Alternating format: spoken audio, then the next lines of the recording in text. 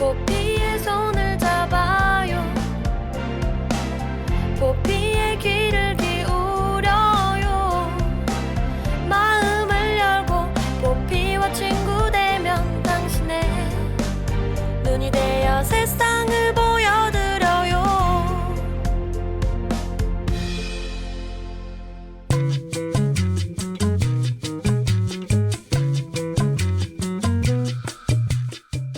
여기저기서 봄꽃이 반기는 요즘 야외나들이 계획하시는 분들 많을 텐데요.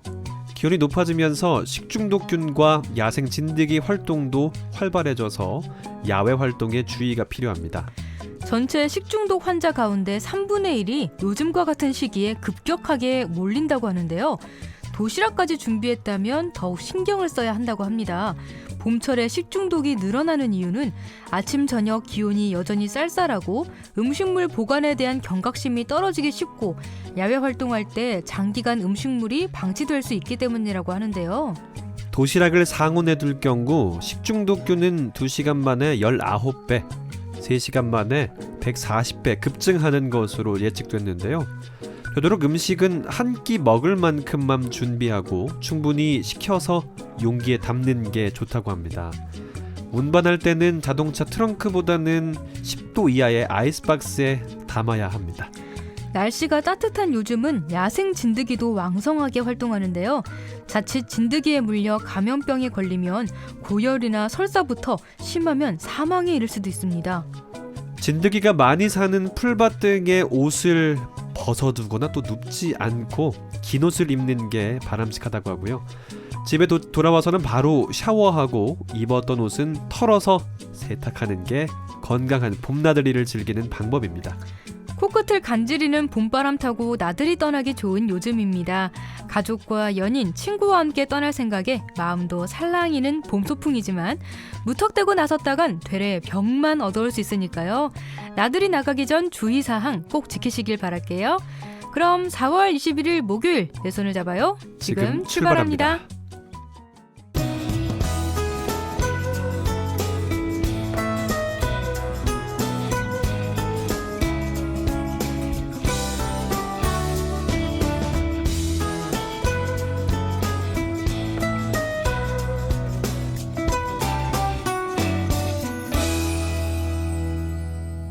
안녕하세요. 내 손을 잡아요 진에게 목요일의 남자 이창훈입니다. 네, 안녕하세요. 흥옥입니다. 아이고 참 봄이 되고 따뜻해지면서 야외 나들이 갈 기회가 많은데 네, 지켜야 할 것들이 많다는 얘기를 해봤어요. 그쵸. 이렇게 봄이 되면 또 마음이 느슨해지면서 약간 좀 풀어지게 되잖아요. 풀어줬어요? 졸려요? 저는 아니지만 네. 그런 분들이 있다 이거죠. 그러니까 이럴 네. 때일수록 건강을 잘 관리하셔야 된다 이거죠. 근데 뭐 사실 아까 얘기했지만 진짜 위생을 우리가 좀 소홀히 하는 게 되게 쉬울 것 같아요. 이럴 때. 네, 그렇죠. 네. 근데 뭐 창훈 씨 왜요? 야외 나들이 갈 일이 있어요? 근데 저요? 네. 좀 가고 싶어요. 저 나들이 제 야구장 좋아해서 야구장도 가고 싶고요. 이제 벚꽃 엔딩이니까 또 좀 가고 싶고요. 근데 저 누구랑 같이 가야 될지 모르겠어요. 그러게요. 도시락은 누가 사주는지 궁금하기도 하고요. 창훈 씨가 이렇게 잘 챙겨주는 같이 갈 분들이 있어야 하는데 뭐 이렇게 나 이렇게 건강 잘 챙겨야지라고 생각은 하는데 막상 어디 나갈 데가 없어. 이제 건강해요. 건강은 한데 같이 갈 사람이 없어요. 네? 방송 들으시죠, 여러분? 들으시죠? 네. 그 방송 여러분들은 잘 듣고 있답니다. 그냥 듣기만 하고 있답니다. 네. 아, 진짜 목도 막히네. 아, 네. 창훈 씨가 요즘 운동을 열심히 하고 있으니까요. 많은 여성분들 많은 관심 부탁드립니다. 됐어요. 자, 네. 여러분 여기까지 마무리하고요. 자, 이창훈 홍옥기가 함께 만들어가는 내 손을 잡아요. 오늘의 코너 소개해드릴까요? 네, 올해 첫 행복주택 입주자 모집 접수가 바로 오늘 시작되는데요. 오늘 이야기 톡톡에서는 행복주택 입주자 모집에 대해 자세히 알아봅니다. 4월은 과학의 날, 4월 21일 오늘은 과학의 날인데요. 다양한 과학 행사가 펼쳐진다고 합니다. 그래서 오늘 이창훈의 노하우에서는 과학의 달 행사에 대해서 살펴보겠습니다. 네, 홍옥희의 그림 읽어주는 여자에서는 구스타프 쿠르베의 화가의 작업실에 대해 얘기 나눠보겠고요. 이국제의 정보 톡톡에서는 황사의 좋은 음식에 대해 알아봅니다. 내 손을 잡아요에서는 여러분의 많은 참여를 기다리고 있습니다. 네, 참여할 수 있는 방법은 다양합니다. KTV 국민방송, 인터넷 라디오, 페이스북 페이지를 이용하셔도 좋고요. 포피 채널을 검색하면 블로그를 통해서도 참여가 가능합니다. 많이 참여해주세요. 난 잘못된 것을 바로잡고 싶었을 뿐이라고. 공익신고 아시죠? 국민권익위원회는 그동안 부족했던 신고 분야를 보완하고 공익신고자를 철저하게 보호하기 위해 공익신고자보호법을 개정했습니다. 우선 신고 대상을 늘렸습니다. 안전이나 건강 등 국민 생활과 관련이 있는 99개 법률을 공익신고 보호 대상으로 추가했고 특별보호 조치를 신설해 내부 공익신고자를 철저히 보호합니다. 공익침해 행위가 발생했다고 생각할 만한 합리적인 이유가 있는 경우에도 보호 조치가 가능합니다. 공익신고자가 받을 수 있는 피해도 최소화했습니다. 신고자가 위법 행위와 관련이 있더라도 형벌이나 징계는 물론 불리한 행정처분까지 감면받을 수 있습니다. 권익위가 복직 등의 보호 조치를 결정하면 회사는 부당한 인사 조치를 되돌리는 등 정해진 기한 내에 결정을 따라야 합니다. 소송 등으로 이행을 미루면 이행 강제금을 내야만 하죠. 내부 신고자는 최고 20억 원의 보상금을 받을 수 있으며 공익에 기여한 사람은 포상금을 받을 수 있습니다. 공익침해 행위 발견 시 국민권익위원회 등 공익신고기관에 신고하면 신고기관은 법률 위반 여부를 확인하고 사건을 처리합니다. 공익신고자는 법에 의해 철저히 보호받을 수 있습니다. 2016년 1월 25일부터 시행될 공익신고자 보호법. 당신의 양심을 응원합니다.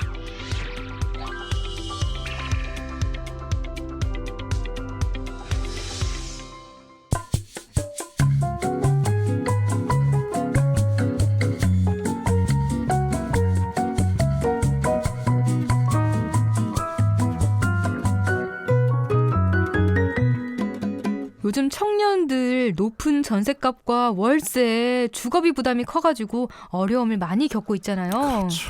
심하죠. 네. 거기 그뿐만 아니라 결혼까지 포기하는 청년들도 많이 나타나고 있어요. 네. 아무래도 결혼하려면 집이 가장 또 중요한 부분이잖아요. 네, 그렇죠. 그래서 젊은이들의 주거 안정을 위해 청년 정책의 일환으로 행복주택 사업을 추진하고 있는데요. 올해 첫 입주자 모집 공고가 드디어 나왔습니다. 그래요. 네. 지난해 첫 입주자 모집에서도 굉장히 높은 경쟁률을 기록하면서 올해도 행복주택 모집 공고가 나기만을 기다리셨던 분들 진짜 많았을 것 같네요. 네, 그럼 바로 오늘부터 접수가 시작되는 거죠. 네, 청취자 여러분께서 기억하실지 모르겠지만 지난 1월 이창훈의 노하우에서도 행복주택에 대해서 소개를 해드렸거든요.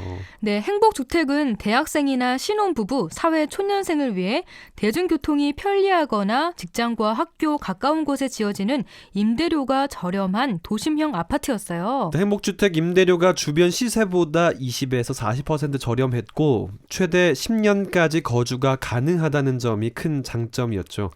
네, 2016년 첫 번째 행복주택 입주자 모집은 서울 가좌역과 서울 상계 장암, 인천 주안역, 대구 혁신도시까지 4곳으로 총 1,638호 입주자 모집 공고를 발표했는데요. 접수 기간은 오늘인 4월 21일부터 25일까지고요. 당첨자 발표는 6월 15일에 납니다. 그리고 입주는 올해 12월부터 순차적으로 시작된다고 합니다. 네.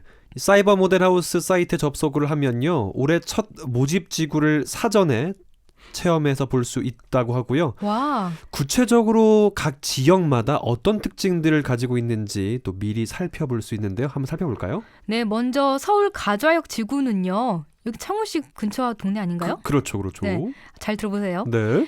연세대와 홍익대 등 대학과 접근성이 좋은 가좌역 철도 부지에 건설되고요. 야우. 전체 주택의 50%를 대학생에게 제공하는 대학생 특화 단지로 도서관과 게스트하우스, 피트니스실, 국공립 어린이집 등 12개 편의시설이 함께 설치되는데요. 아이고, 대학생이 아니 아쉽다. 네. 특히 서대문구와 마포구의 경계가 되는 철로 위에 인공 데크가 설치돼서 입주민들이 커뮤니티 광장으로 활용할 수도 있고 지역 주민을 위한 연결로도 사용될 예정이라고 합니다.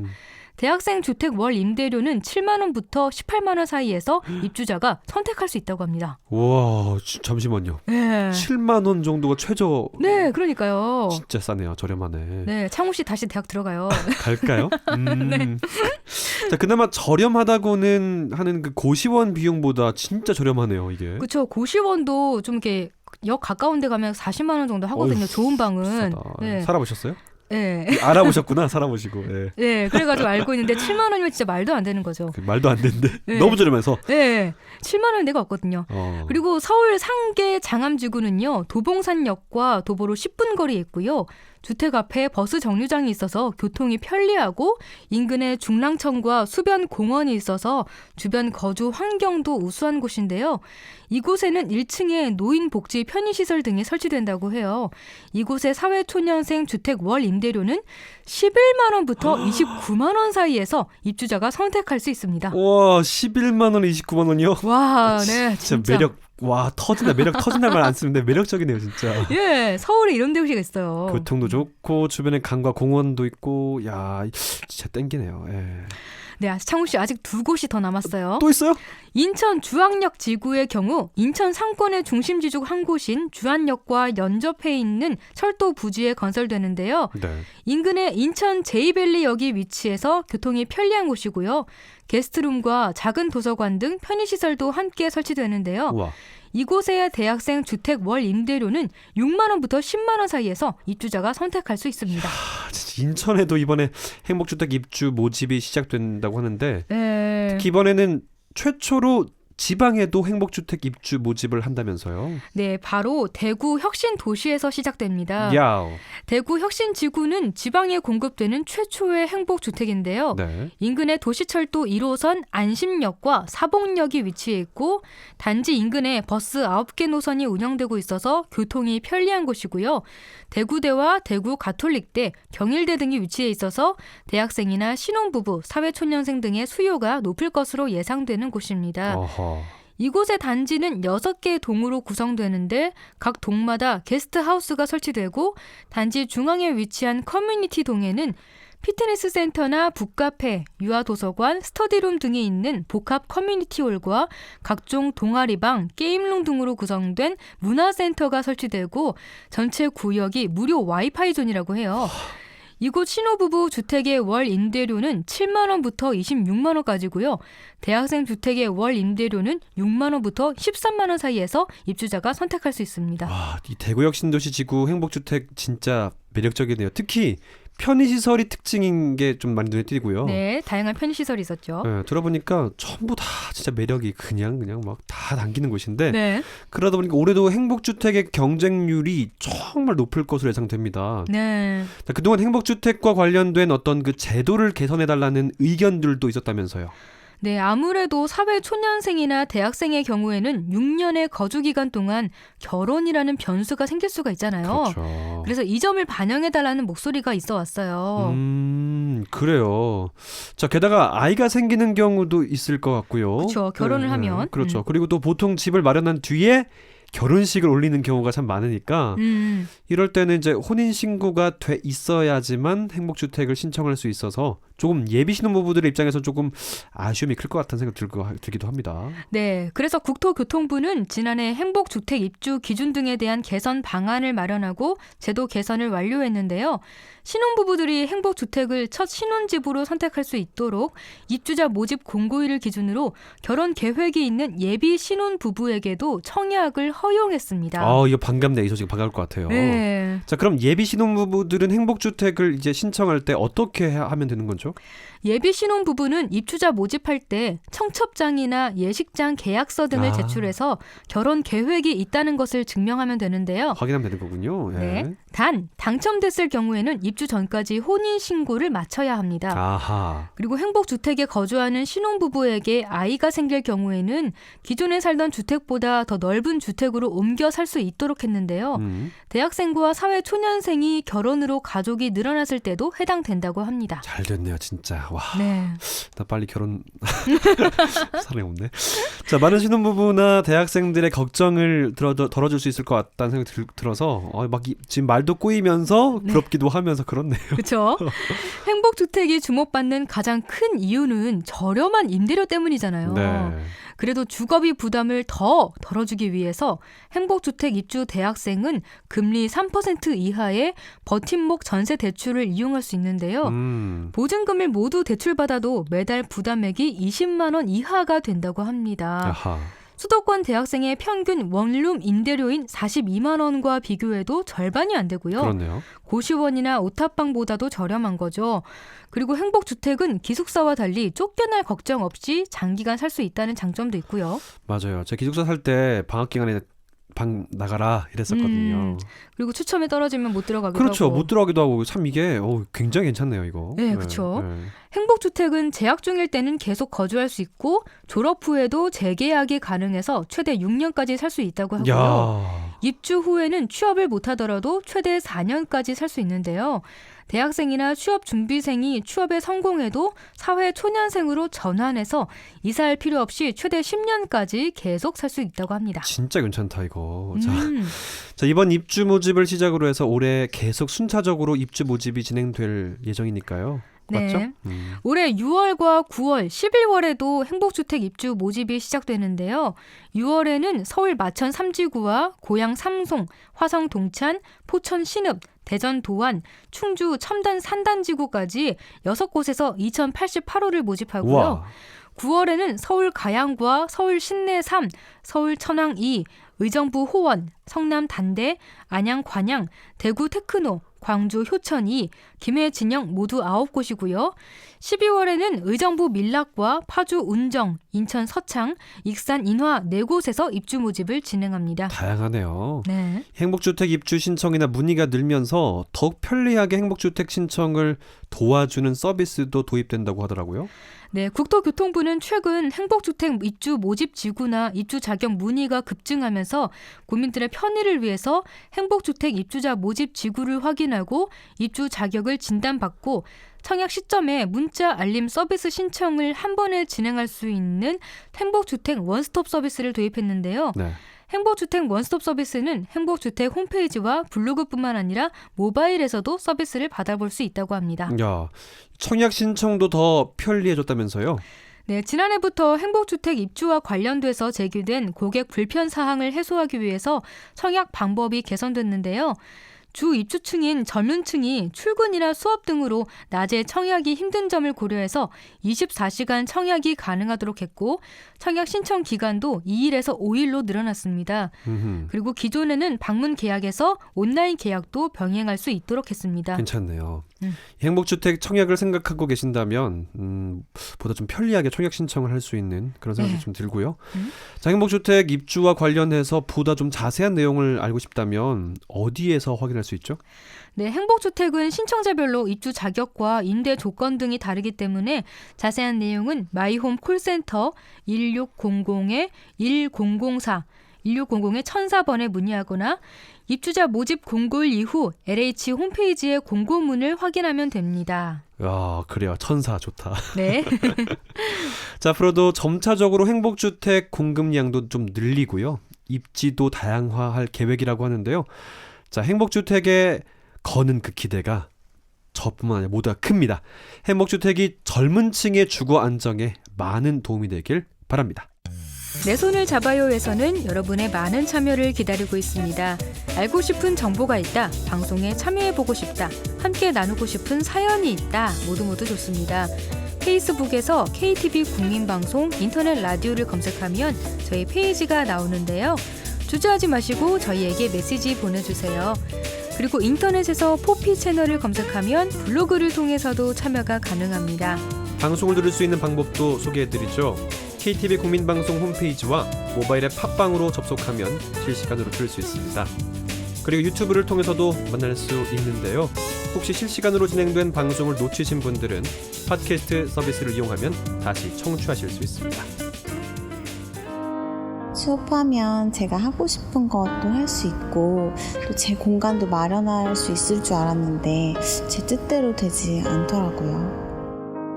제가 출근 시간이 2시간 정도 걸리는데요. 버스도 타고 지하철도 2번 정도 갈아타다 보니까 힘들죠. 야근도 많고 그래서 몸적으로나 정신적으로 힘들더라고요. 그래서 회사 주변으로 집을 알아보기 시작했어요. 하지만 사회초년생이었던 소연 씨에게 내 집 마련은 쉬운 일이 아니었죠. 부동산 시세를 알아보니까 제 월급에는 감당이 안 되겠더라고요. 어떡하나 하는 생각 중에 인터넷에 행복주택 공고를 보게 되었어요. 도심지에 위치해 편리한 대중교통과 최대 6년 동안 저렴한 월세로 거주가 가능해 기존 임대주택의 패러다임을 바꾼 행복주택. 생각보다 너무 좋더라고요. 깔끔하고 또 제 공간도 마련되는 것 같아서. 회사에서도 가깝고 월세도 저렴하니까 아끼는 시간과 돈으로 제 미래에 투자할 거예요. 앞으로 행복주택에 사는 삶이 기대돼요. 청춘의 꿈을 키워줄 행복 디딤돌 행복주택이 젊은이들의 꿈과 희망을 응원합니다.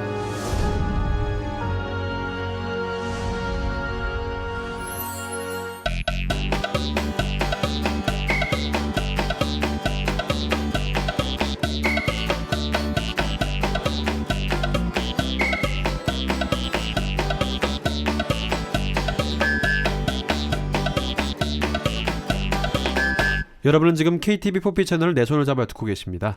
네, 이번 시간은 이창훈의 노하우입니다. 자, 오키 씨. 네. 4월이 과학의 달인 거 아셨어요? 아니요. 4월은 그냥 공휴일 없는 달. 아. 4월이 과학의 달이었군요. 예. 아이고 몰랐죠. 예. 그 특히 오늘 4월 21일이 과학의 날이기도 합니다. 아, 오늘이 과학의 날이군요. 그렇죠. 네. 네. 우리나라에서 최초로 과학의 날 기념 행사가 열린 게 일제 강점기로 올라갑니다. 1934년 4월 19일이었다고 합니다. 네. 김용관, 현드경, 박기룡 등 경성고등공업학교 출신, 그러니까 과학기술자들이 주축이 돼서 설립한 발명학회 인사들이 그 진화론의 창시자죠. 네. 찰스 다윈의 그 기념일, 그러니까 기일이죠. 기일인 4월 19일을 과학데이로 정해서 과학기술 진흥과 또 대중화를 위한 행사를 열었다고 하더라고요. 탄생일이 아니라 기일을 과학데이로 정했군요. 저도 깜짝 놀랐어요. 탄생일 그거 좀 놀랍기도 하고요. 하지만 이 행사가 참 민족운동으로 번져가는 게 좀 경계했대요, 일제가. 그래서 1937년 행사를 옥외에서 개최하는 것을 좀 금지하고요. 이듬해인 1938년 과학데이를 처음으로 제안한 김용관 선생을 체포하면서 과학의 날은 한동안 명맥이 좀 끊어졌다고 합니다. 네, 아 그렇군요. 그런 슬픈 역사가 있었군요. 저도 몰랐어요. 진짜 네. 그런 일이 있었네요. 그러면은 언제 다시 과학의 날을 기념하기 시작한 거죠? 과학의 날은 1968년에 부활하게 됩니다. 그러니까 30년 정도 된 거죠. 네, 그러네요. 네, 1968년 4월 20일 아침 10시 서울시민회관 강당에서 김기형 초대 과학기술처 장관을 비롯한 과학자와 시민 천여 명이 모인 가운데 제1회 과학의 날 행사가 열렸던 거죠.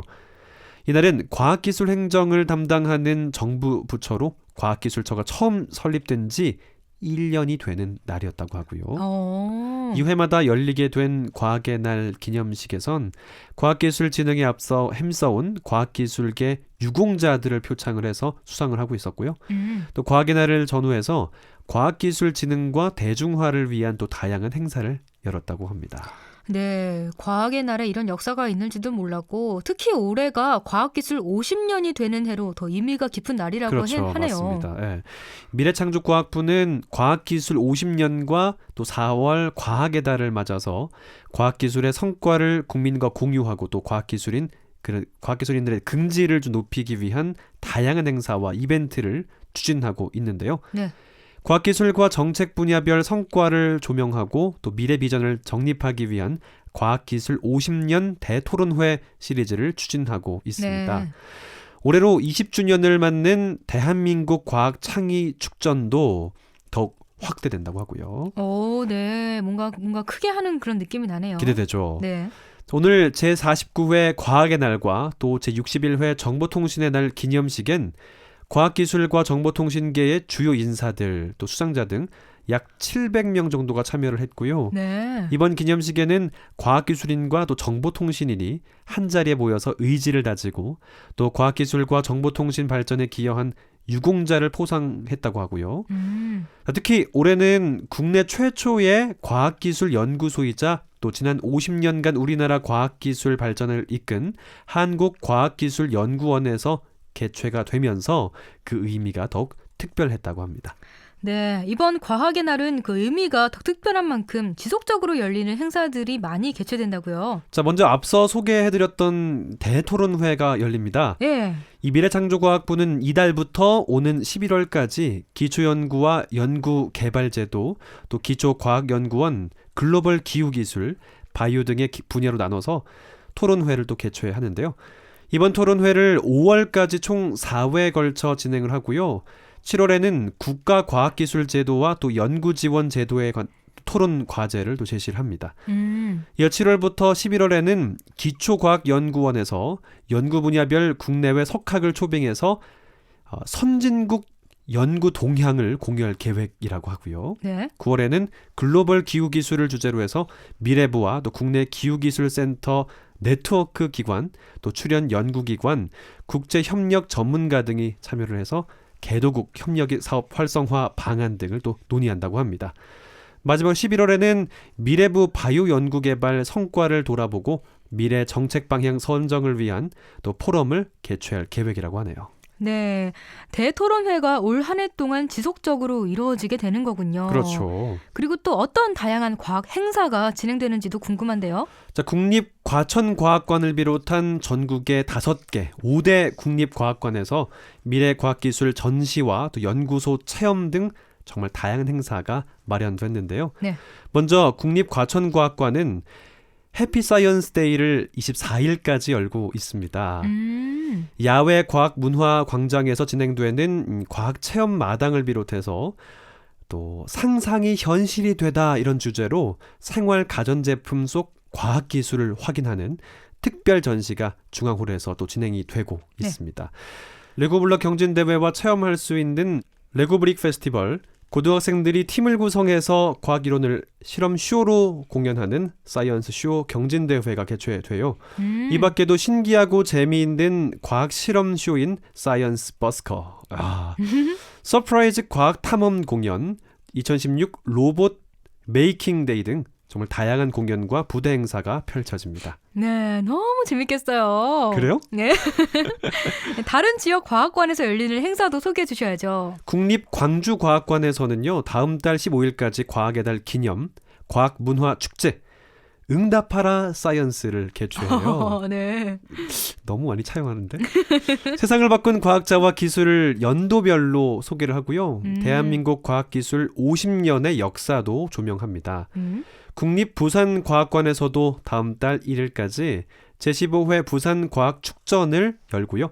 미래과학기술부부터 또 과학연구기관 체험 등 다채로운 프로그램을 운영하는데요. 특히 올해는 부산 동네 출신인 과학자 장영실의 업적을 소개하는 기획 전시회가 또 열립니다. 또 그 작용루와 추구기, 갑인자 등 세상을 놀라게 한 장영실의 그 발명품에 대해서 배울 수 있다고 합니다. 자, 그리고 대구과학관은 다음 달 1일까지 과학 동아리 소속의 어떤 대학생들의 과학 아이템 소개, 어린이를 대상으로 언니 오빠와 함께하는 과학 나들이를 운영하는데요. 가족 캠프 밤하늘의 별 이야기를 통해 봄철 밤하늘을 장식하는 별을 관측하고 또 해설사로부터 별 이야기를 듣는 기회도 제공된다고 합니다. 네, 각 지역 과학관에서 정말 다양한 행사들이 열리고 있으니까요. 행사 기간 동안 아이들과 함께 각 지역 과학관을 방문하시면 좋을 것 같습니다. 그렇죠. 자, 그리고 지난 50년간의 과학기술 주요 정책을 총정리하고 또 시대별 정책부터 대표 기술과 대표 인물을 연계해서 이 성공 스토리를 구성하는 방식으로 과학기술의 역사를 정리한 과학기술 50년사도 발간할 계획인데요. 네, 과학기술 기록도 발간되는 건데요. 이맘때쯤이면 각종 과학 대회도 많이 열리죠? 많이 열립니다. 과학소통 분야 전문가를 선발하는 페임렛 코리아 본선도 29일에 열릴 계획이고요. 각 학교에서는 청소년 과학 탐구 대회가 열립니다. 희망자에 한해서 참여가 가능한데요. 대회 종목은 융합과학, 기계공학, 또 항공우주, 탐구 토론 등 4개 분야라고 합니다. 자, 교내대회 수상자는요, 지역교육청 대회 예선을 거쳐서 도대회, 또 전국대회까지 진출하게 된다고 하는데요. 네, 각종 과학 대회도 즐거운 축제처럼 즐겼으면 좋겠어요. 그렇습니다. 자, 4월 한 달 동안 전국 과학관과 또 과학기술정보출연연구소, 지방자치단체 등에서 다양한 과학체험과 전시, 또 강연이 또 마련돼 있습니다. 자, 미래부는 올해 과학의 달을 맞아서 온라인과 모바일을 또 활용한 과학 문화 정보 제공과 또 이벤트도 강화했다고 하네요. 과학문화 행사 등 또 관련 통합 정보를 과학기술 50년 공식 홈페이지에서 또 확인할 수 있습니다. 과학을 더욱 친근하게 느낄 수 있는 이모티콘도 개발해서요, 배포를 한다고 하네요. 네, 과학 너무 어렵게만 생각하지 마시고요. 다양한 과학 행사 참여로 좀 더 친근하고 가깝게 과학을 느끼셨으면 좋겠습니다. 내 손을 잡아요에서는 여러분의 많은 참여를 기다리고 있습니다. 알고 싶은 정보가 있다, 방송에 참여해보고 싶다, 함께 나누고 싶은 사연이 있다, 모두 좋습니다. 페이스북에서 KTV 국민방송 인터넷 라디오를 검색하면 저희 페이지가 나오는데요. 주저하지 마시고 저희에게 메시지 보내주세요. 그리고 인터넷에서 포피 채널을 검색하면 블로그를 통해서도 참여가 가능합니다. 방송을 들을 수 있는 방법도 소개해드리죠. KTV 국민방송 홈페이지와 모바일 앱 팟빵으로 접속하면 실시간으로 들을 수 있습니다. 그리고 유튜브를 통해서도 만날 수 있는데요. 혹시 실시간으로 진행된 방송을 놓치신 분들은 팟캐스트 서비스를 이용하면 다시 청취하실 수 있습니다. 우리 아이들과의 약속. 우리 아이들은 어떤 미래에 살게 될까요? 어떤 나라를 물려줘야 할까요? 우리는 약속합니다. 4대 개혁은 우리 사회를 건강하게 만들고 새로운 미래를 열어가기 위해 더 이상 미룰 수 없는 과제입니다. 우리는 약속합니다. 전국 17개 지역에서 문을 연 창조경제혁신센터는 전국적으로 창업과 도전 의식을 높이고 각 지역의 창의와 혁신의 거점으로 자리 잡아가고 있습니다. 우리는 약속합니다. 세계 최초로 원조를 받던 나라에서 원조를 주는 나라가 된 자랑스러운 나라입니다. 우리 아이들의 미래를 위해.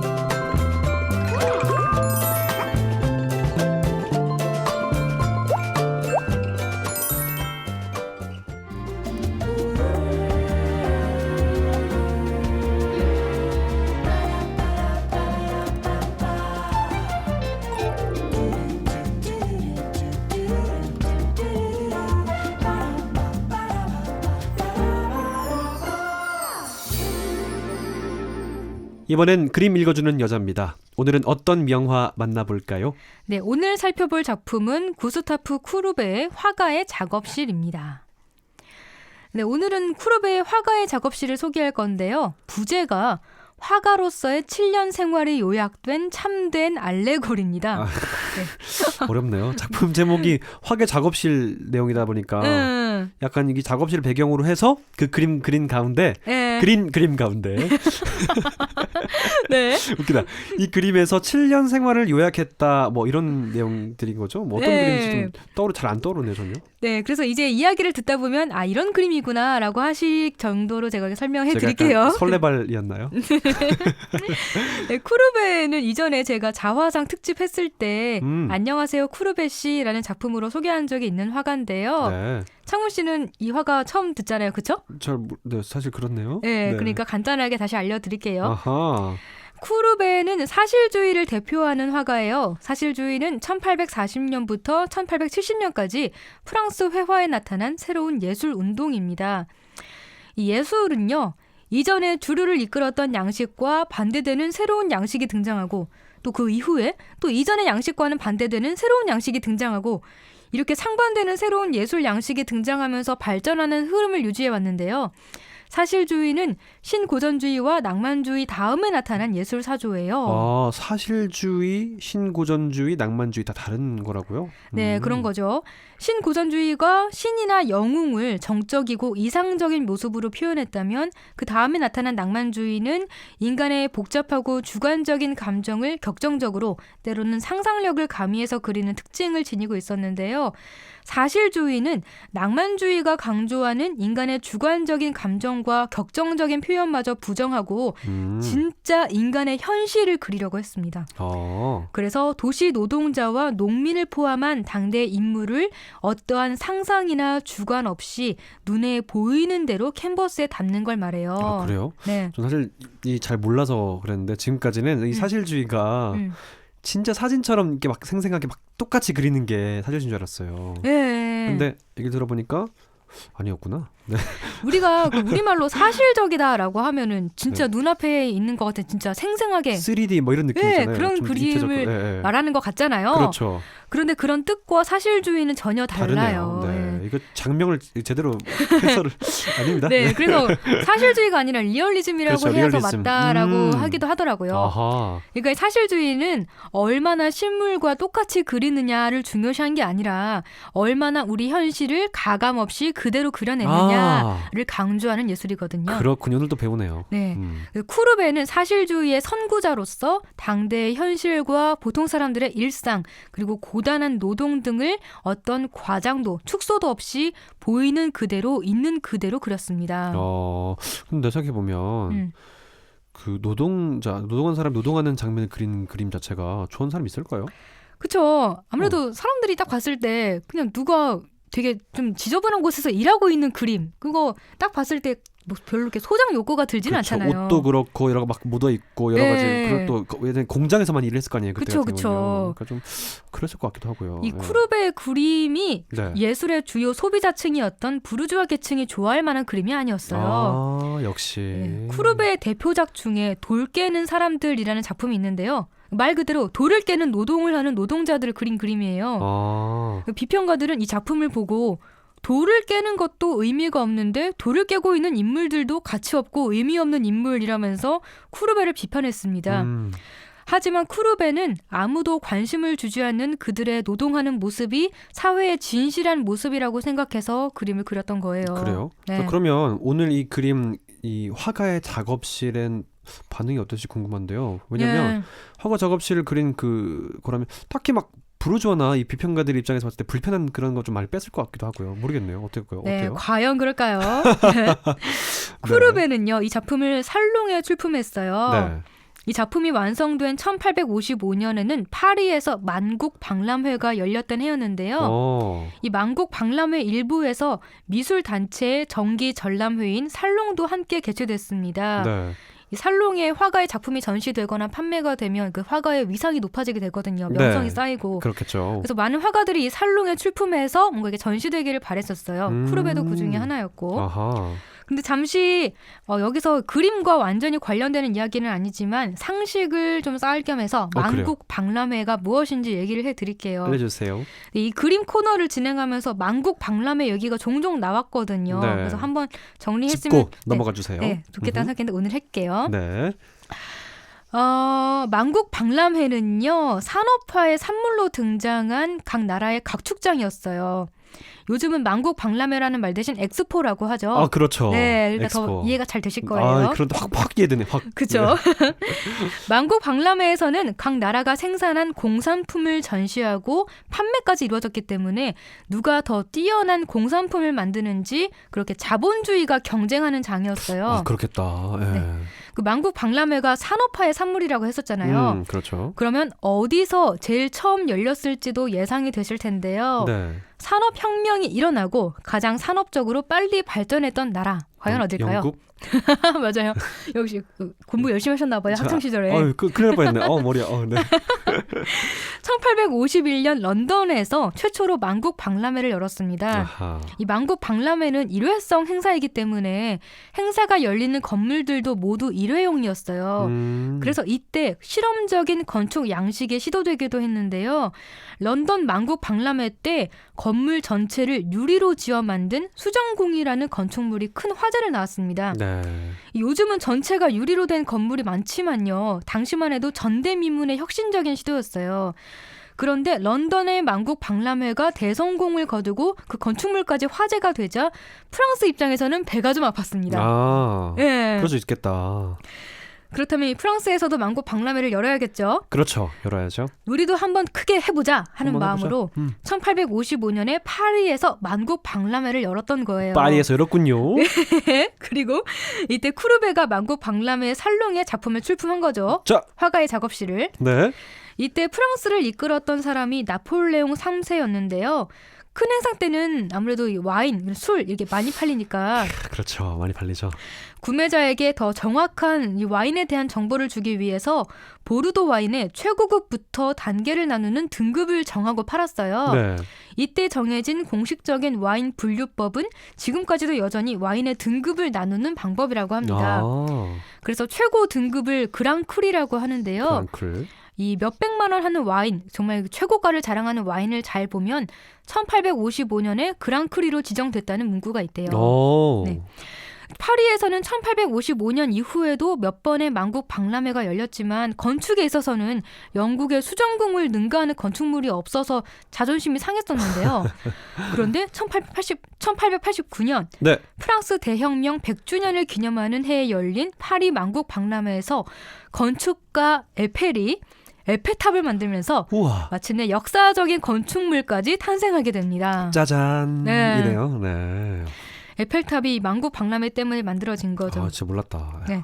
이 만들어질 당시만 해도 모든 프랑스 사람들이 이거 파리 망치는 거다. 이걸 왜 만드냐 이렇게 다 비난을 했는데, 진짜? 네, 뭔가 이렇게 그런 철골 구조물이 그 프랑스의 그렇지. 그런 어떤 예전에 그 고풍스러움을 없앤다? 네, 그렇다고 생각했어요. 망친다. 그래서 다 비난을 했는데 막상 그렇게 에펠탑이 지어지자 이제는 파리의 상징이자 없어서는 안 될 그러니까. 건축물이 됐죠. 네, 이제 다시 쿠르베 이야기로 돌아갈게요. 네. 1855년에 파리 만국 박람회에서 살롱이 열리자 쿠르베는 자신의 작품을 더 많은 사람들에게 널리 알리기 위해서 화가의 작업실을 포함해서 총 14점의 작품을 출품했는데요. 네. 11개의 작품은 전시 작품으로 받아들여졌지만 3개는 거부당했습니다. 그래요? 그리고 예상 가능하시겠지만 오늘 소개할 화가의 작업실도 그 3개의 거절당한 작품 중에 하나였어요. 아. 왜 거절당했을까요? 역시 뭐 부르주아들이 싫어했으니까 싫어하는 그림이었으니까 그런 거 아니에요? 아니요. 아니에요? 되게 간단해요. 가로로 5m, 세로 3m가 넘는 이 작품의 크기가 너무 커. 아. 너무 커가지고 전시를 할 수가 없다. 거대해서. 네, 너무 커서. 네, 넘어갔네 내가. 아. 그러니까 쿠르베 입장에서는 되게 황당하고 어이가 없겠죠. 그렇겠네요 진짜. 커서 전시를 못하겠다니. 웃기다. 쿠르베가 자기 예술에 대한 자신감이 굉장히 대단했고 그 자부심이 크겠는데. 네, 자부심이 굉장히 대단했고 그래서 거만하기까지 한 화가였거든요. 그래요? 나랑 다른 애거는? 죄송합니다. 아, 네, 창훈 씨 겸손하죠. 네, 예. 웃지 마요. 네. 그래서 아무튼 쿠르베는 창훈 씨와 다르게 거만하기 때문에 이런 일을 그냥 넘어갈 사람이 아니었어요. 그래서 쿠르베는 자신의 후원자 알프레도 브리아스의 도움을 얻어서 박람회 근처에 가건물을 짓고 리얼리즘 관이라는 자신만의 전시회를 열었습니다. 이야. 상당히 배포가 크다. 대단하네. 네, 장난 아니지 배심이 않나요? 있네요. 전 너희들이 감히 내 그림을 거절해? 거부해? 그러니까. 뭐 이러면서 내가 하면 되지? 이런 식으로 이렇게 뭔가 뭐 이런 자신감이 느껴졌어요. 너네 따위가 이런 느낌 있었겠죠. 네, 네. 너네 따위가 그런 거죠. 네. 이 전시관 이름이 리얼리즘 관이었잖아요. 이 이름 덕분에 리얼리즘, 사실주의라는 단어가 공식적으로 대중에게 각인이 될 수가 있었습니다. 야, 역시. 네. 그래. 네.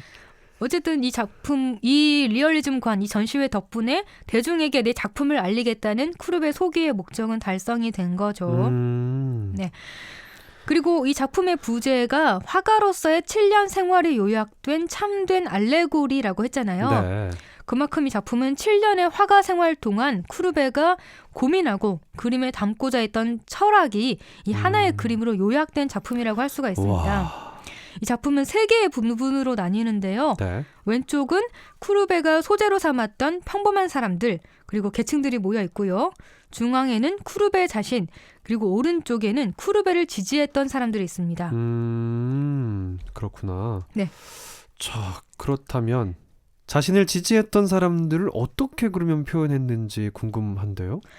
네, 쿠루베는 자신을 지지했던 사람들을 진정한 지식인으로 묘사했어요. 지식인? 네. 너네들은 날 인정해주니까 너네는 진짜 지식인이야. 이거죠. 아이고야. 네, 그런 거죠. 그렇다. 여기에는 쿠루베의 후원자이자 예술 수집가 그리고 파리 만국 박람회 한 편에 리얼리즘관을 짓도록 도와준 알프레드 브리아스가 있었고요. 네. 철학자인 피에르 조제프 프루동도 있었습니다. 프루동은 스스로 무정부주의자라고 했던 사람인데요. 쿠루베는 프루동의 사회주의 사상에 감명받아서 사실주의 예술 경향으로 나아갔었습니다. 그리고 프루동도 쿠루베의 사실주의 작품이 갖는 잠재성을 높이 평가했어요. 그리고 비평가 샹플레리도 있습니다. 샹플레리는 프랑스에서 사실주의 문학의 창시자고 다른 비평가들이 쿠루베를 비난할 때 그를 옹호하는 비평문을 써준 사람이에요. 그리고 또 시인 샤를 보들레르도 있습니다. 네. 굉장히 파격적이고 암울하고 퇴폐적인 시를 쓴 보들레르는 쿠루베의 친구였고 한때 무정부주의적 철학을 공유하기도 했습니다. 야, 그래요. 이제 전 진짜 이제 그런 그림이 진짜 궁금해지거든요. 네. 자, 오늘 어떤 그림일지 그림 설명을 통해서 화가 작업실 이야기 함께 들어보도록 하죠.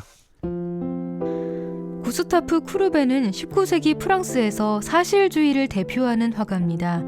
사실주의란 눈앞에 보이는 것을 사진처럼 똑같이 그리는 것이 아니라 인간의 삶과 현실을 가감없이 표현하는 것을 말합니다. 쿠루베는 사실주의의 선구자로서 당대의 현실과 보통 사람들의 일상, 고단한 노동 등을 어떤 과장도 축소도 없이 보이는 그대로 있는 그대로 그렸습니다. 현실을 사실 그대로 그린다는 것에는 사회 비판적인 의도가 숨어있게 마련입니다.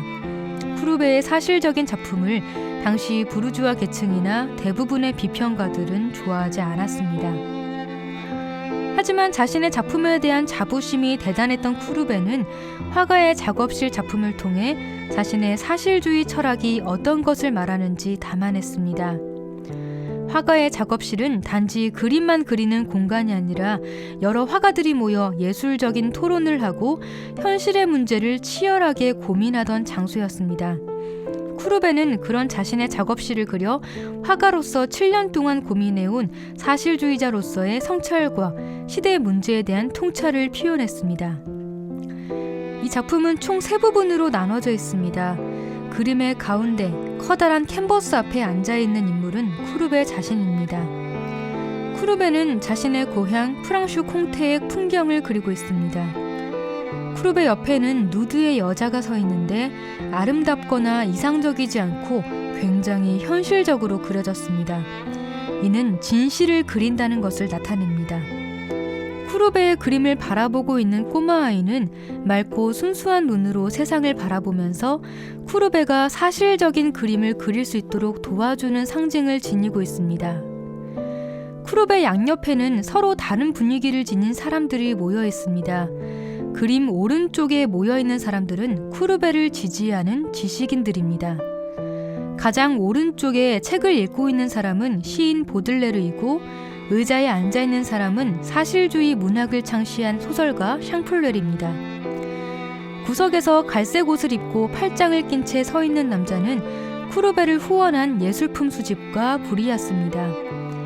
그 옆에 서 있는 수염이 덥수룩한 남자는 무정부주의자로서 쿠루베를 사회주의 사상으로 이끈 프루동입니다. 그 외에 부유한 부르주아 계층 등이 그려져 있습니다. 이들은 대부분 쿠루베를 향해 있으면서 그림을 바라보고 있습니다. 반면 그림 왼쪽에 있는 사람들은 쿠루베에게 전혀 관심을 두고 있지 않습니다. 오히려 우울하고 지쳐 보입니다. 하지만 쿠루베는 이들을 바라봅니다.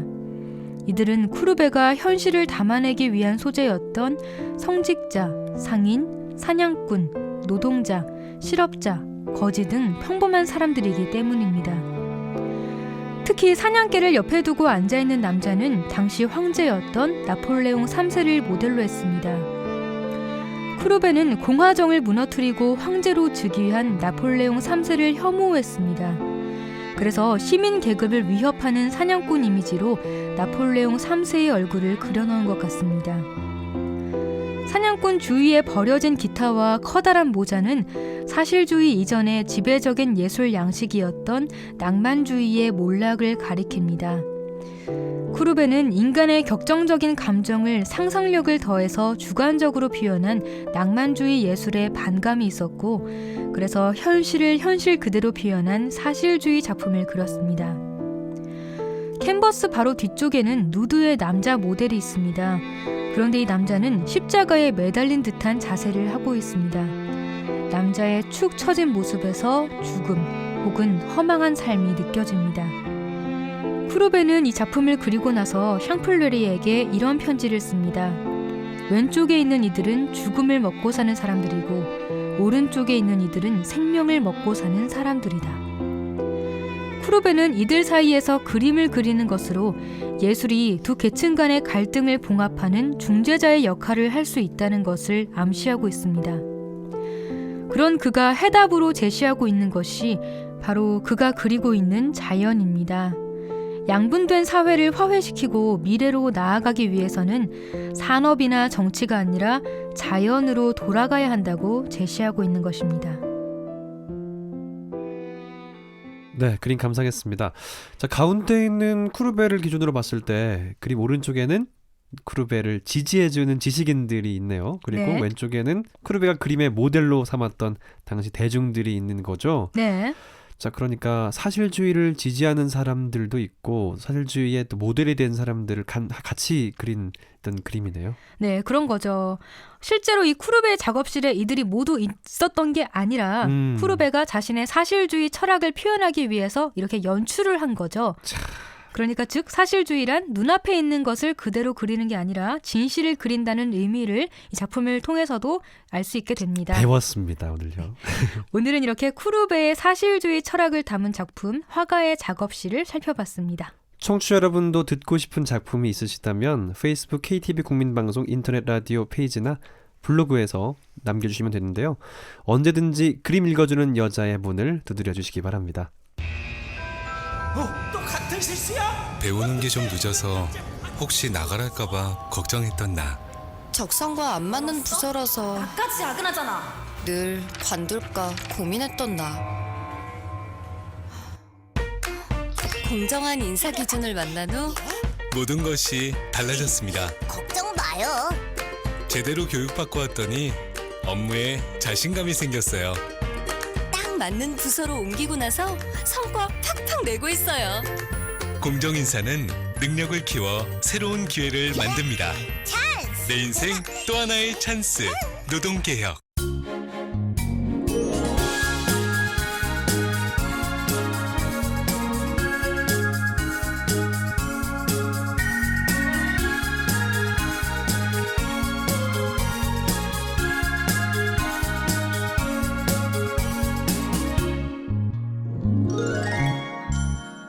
이번 시간은 이국제 정보 톡톡입니다. 생활 속 유용한 정보에 대해 소개해드리고 있는데요. 오늘은 어떤 정보 기다리고 있죠? 네, 한동안 전 황사 때문에 진짜 고생을 했는데요. 저도요. 저처럼 황사 때문에 괴로우신 분들은 오늘 알려드리는 이 음식들을 잘 챙겨 드셔야 할 것 같습니다. 오늘은 황사에 좋은 음식에 대해 알려드려요. 이국제의 정보 톡톡. 여러분의 실생활에 도움될 만한 정보라면 놓치지 않고 찾아서 소개해드리는 정보 톡톡. 오늘은 황사에 좋은 음식들을 소개해드리겠습니다. 황사 때문에 걱정들 많으시죠? 미세먼지가 몸에 악영향을 미치기 때문인데요. 황사는 중국이나 몽골 등 아시아 대륙의 중심부에 있는 사막과 황토지대에 작은 모래나 황토 또는 먼지가 하늘에 떠다니다가 상층 바람을 타고 멀리까지 날아와 떨어지는 현상을 말합니다. 황사는 시야장애, 호흡기 질환, 눈 질환, 알레르기 등 각종 질환을 유발하죠. 그런데 이 골칫거리 황사에 강한 음식들이 있습니다. 황사에 좋은 음식 6가지를 소개해드리죠. 첫째, 삼겹살입니다.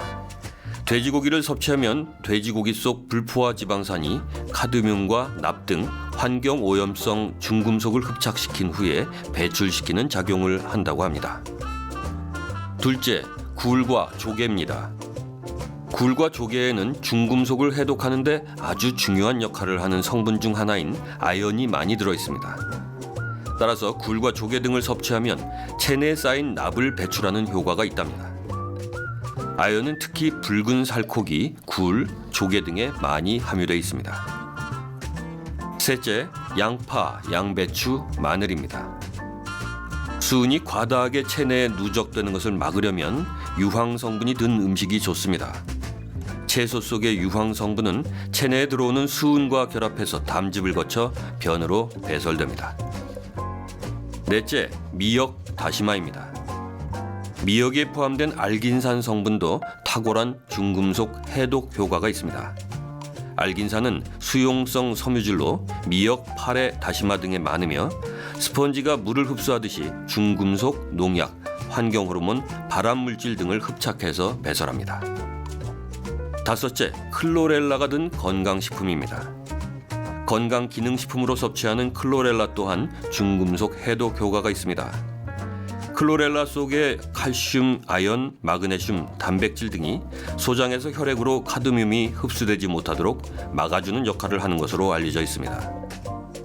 여섯째, 차입니다. 황사철에는 공기 중의 먼지가 평상시보다 10배가량 증가하기 때문에 입속의 침과 기도의 점막이 마르지 않도록 물이나 차를 자주 마시는 것이 좋습니다. 네, 말씀드린 대로 황사가 닥치거나 공기 중에 미세먼지가 높을 때는 삼겹살, 굴, 조개, 양파, 양배추, 마늘, 미역, 다시마, 클로렐라, 차 등을 많이 마시면 도움이 되겠습니다. 정보 톡톡 오늘은 황사에 좋은 음식들을 소개해드렸습니다.